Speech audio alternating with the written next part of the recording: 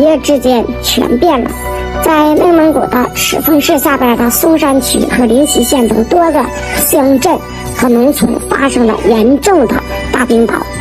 罕见的大冰雹从4点11分到4点26分，仅仅25分钟的时间，夺去了农民1年的希望，砸碎了农民一颗盼望的心呐。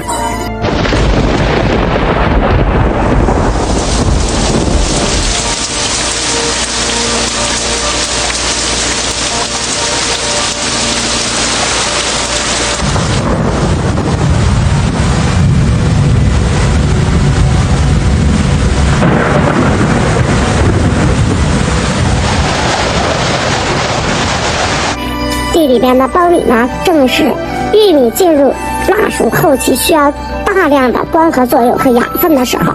来，家人好友们看一看啊！哎呀，冰雹过后啊，这些大姐们呢上地里边去看一下自己的农作物。这次冰雹涉及面是非常广的，无论是玉米、高粱、谷子、甜菜、向日葵或其他的农作物，无一幸免。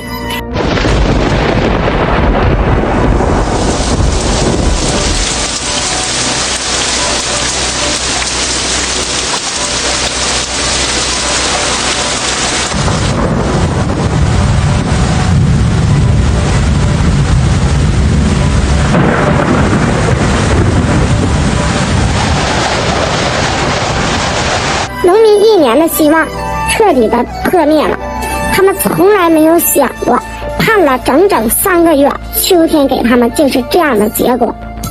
再给他们30天、25天，他们这1年的希望就收回来了。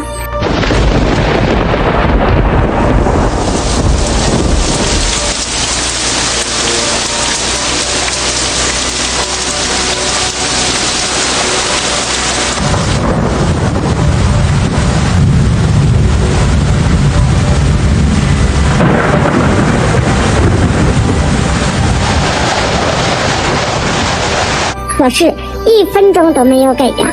现在农民种地太难了，之前一说农民卖清楚，很多家人和老铁们都不理解。你看一看吧，这就是我们农民种地1年希望的后果。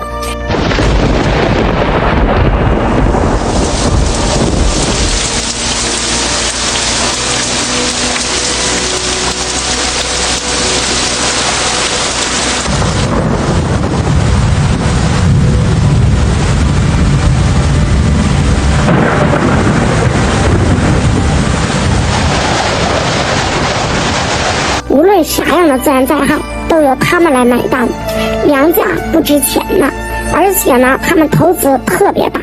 你说现在农民种地咋就这么难呢？这么不容易呢？谁能体会一下？